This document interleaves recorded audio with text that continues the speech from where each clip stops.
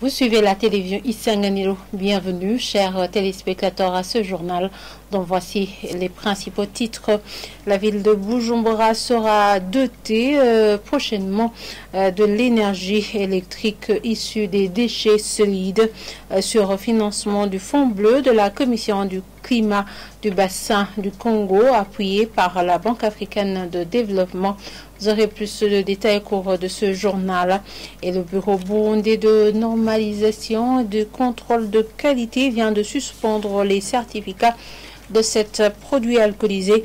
Dans un communiqué de presse de ce mardi plutôt, le directeur général du BBIN, Jérémy Ngenzahayo, indique que cet organe a constaté des écarts entre les résultats trouvés lors de la certification de ces produits et ceux trouvés lors de l'activité d'inspection. Voilà pour le sommaire. Les détails, c'est tout de suite.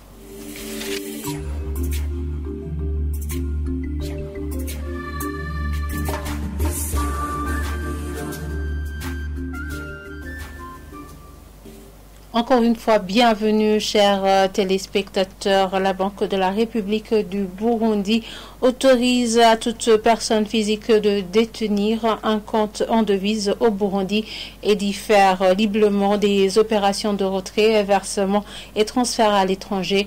Dans un communiqué rendu public ce mardi, la Banque centrale autorise également de contracter des crédits en devise auprès des établissements de crédit pour des fins d'investissement générant des revenus en devise ou alléguant la pression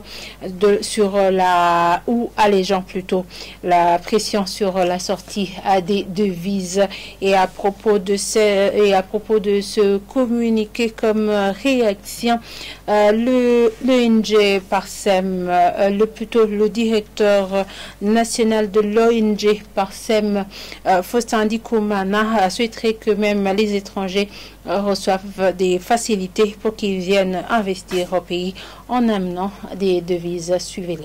Parsem se dit satisfait par les mesures prises par la Banque centrale dans le cadre de la libéralisation du marché d'échange et la gestion des devises, parce que depuis longtemps, Parsem avait crié haut et fort que le contrôle et l'intervention drastique de la Banque centrale dans la gestion du système de change au Burundi causait un tort énorme à l'économie nationale. Mais si on commence à libéraliser, à permettre que les Burundais, les opérateurs économiques burundais, les citoyens et les privés détiennent des comptes en banque et les utilisent en toute liberté, peuvent me transférer des fois à l'étranger.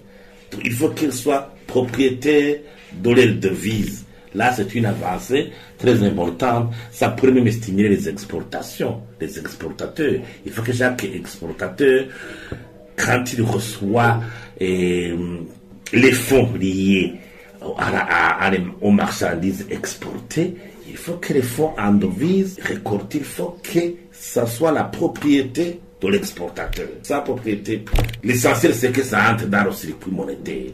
Il faut que le gouvernement intériorise que l'important est que tous ces devises entrent dans le circuit monétaire, au sein du secteur bancaire et financier. Pour cela même que le gouvernement devait prendre d'autres mesures à soutenir les touristes et tous ces opérateurs économiques des pays voisins qui viennent ici pour faire des affaires ici. Il ne faut plus faire des contrôles stricts jusqu'à leur demander là où ils ont pu échanger leur monnaie en devise. Là, ça devient vraiment un calvaire pour eux. Il faut une libéralisation permettant à ce que les transactions en devise soient libres. Cela va stimuler même les activités économiques, cela va stimuler les exportations. Et ce mercredi, la Banque de la République du Burundi a également procédé au lancement officiel de la fonction de surveillance des systèmes et moyens de paiement via les nouvelles technologies pour tous les Burundais et les étrangers. Martin Bagni-Zako, chef du service surveillance du système de paiement à la BRB, explique que cette fonction facilitera la transaction monétaire en toute sécurité. Il estime que la plus-value de cette fonction est de garantir à la population des transferts et retraits sans tracasserie. Suivez-les. qu'il s'agit d'une nouvelle fonction de banque centrale. Ce n'est pas seulement une nouvelle pour la Banque centrale du Burundi, mais c'est une nouvelle fonction pour toutes les banques centrales du monde, qui commence avec le projet de modernisation des systèmes de paiement qui est récent de par le monde. C'est pourquoi la banque est toujours en collaboration avec les autres institutions. Pour le cas d'espèce, la LCT, l'Agence de régulation des télécommunications. Et la Banque centrale doit rester en collaboration avec les autres institutions en charge des questions, notamment la couverture en Internet, mais pourquoi pas la couverture en énergie. On doit travailler avec tous les parties prenantes. Le switch national est là depuis, il a été lancé en 2018. Il a commencé ses activités en 2021. Mais depuis lors, il a montré quelques faiblesses qui a été constatées par le conseil d'administration de la société qui opérait le switch. Et on commençait déjà à réfléchir comment refondre la gouvernance et tous les volets managériaux du switch. Et donc, c'est tout ce que je peux dire. J'ai dit tantôt que le switch n'a pas continué, n'a pas exécuté sa mission. Quelle était sa mission? C'était d'assurer l'interbancarité et l'interopérabilité des transactions au Burundi pour qu'il puisse connecter tous les acteurs de paiement. Mais il n'a pas pu le faire parce que, comme vous le dites, il n'a pas fait long feu, mais il va continuer parce que c'est un outil fédéral qui doit exister au Burundi comme dans d'autres pays.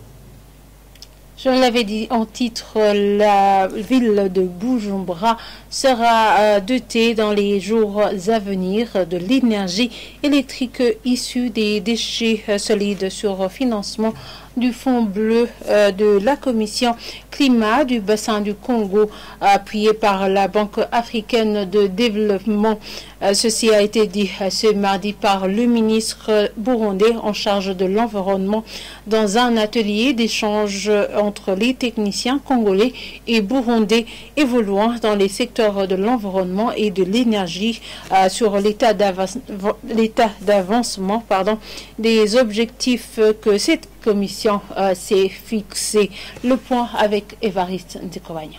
Dans cet atelier d'échange de ce mardi entre les techniciens congolais et burundais dans le secteur de l'environnement et de l'énergie à travers la Commission climat du bassin du Congo, il a été l'occasion d'annoncer ce que le Burundi a gagné parmi les 15 projets de développement présentés. Un seul projet ayant été pris en compte selon le ministre de l'Environnement. Et le Burundi a soumis 15 projets.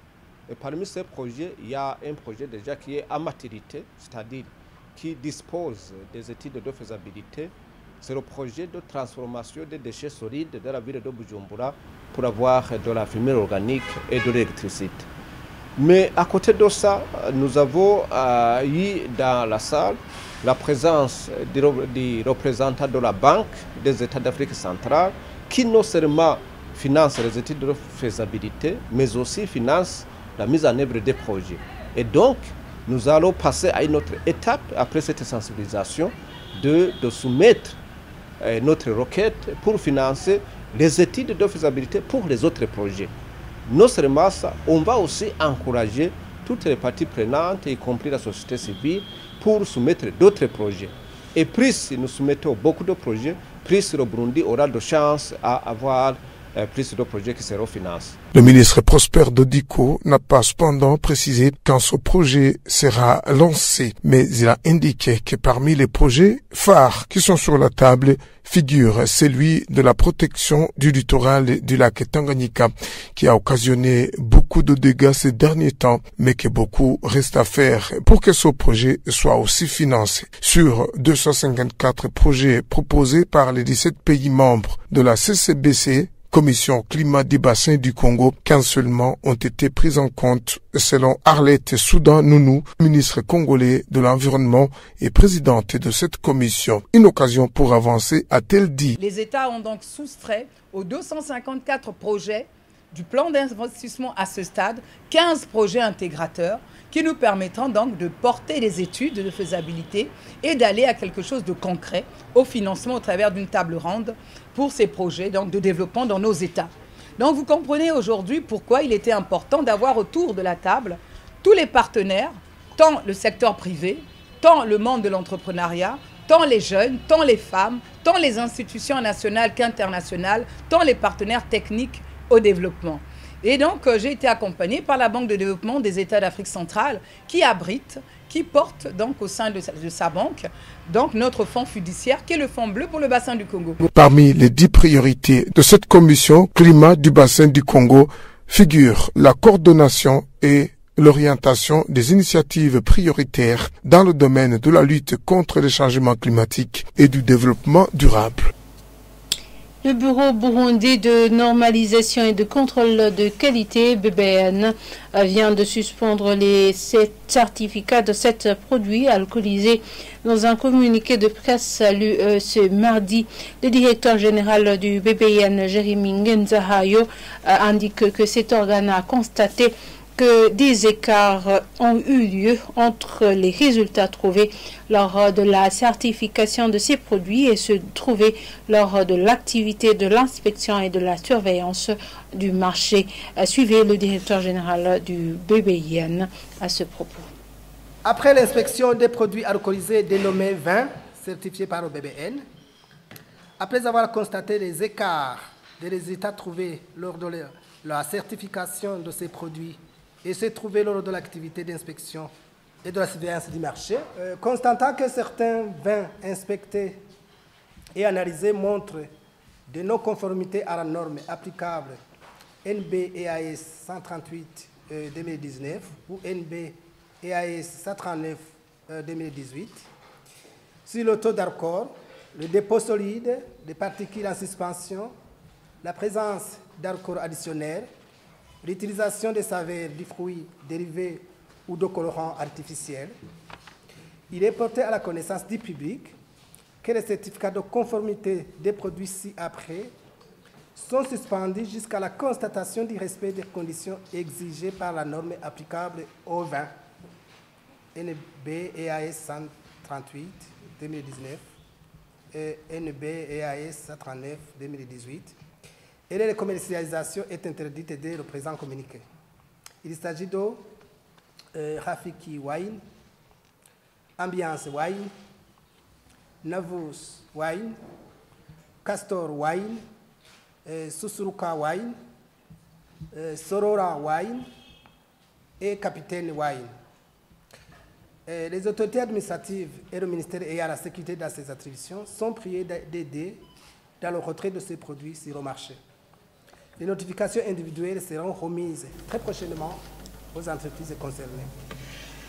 Clôturons ce journal par la page santé. Un des conjoints peut se suicider à cause d'une mésentente avec son conjoint. Explication d'un expert en santé mentale et psychothérapeute, Pierre Claverande Demana. Il part des 7 personnes de la commune Muruguta, province Kayanza, qui se sont suicidés l'année passée. Selon lui, ces couples en conflit doivent tout d'abord s'asseoir ensemble pour échanger et trouver une solution des conflits au lieu de se ôter la vie. Suivez-les.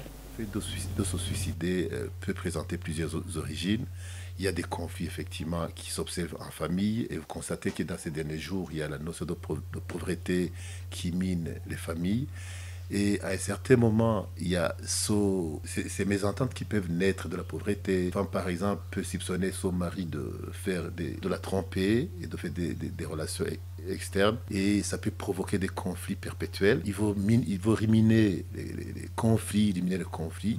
Et lorsque le conflit n'est pas résolu, il y a un recours au suicide comme dernière solution. Pour éviter le suicide devant une situation conflictuelle en couple, il faut que les membres du couple cherchent un moment, le temps pour échanger, dialoguer sur le fait et dégager des pistes de solutions pour justement éradiquer le recours au suicide.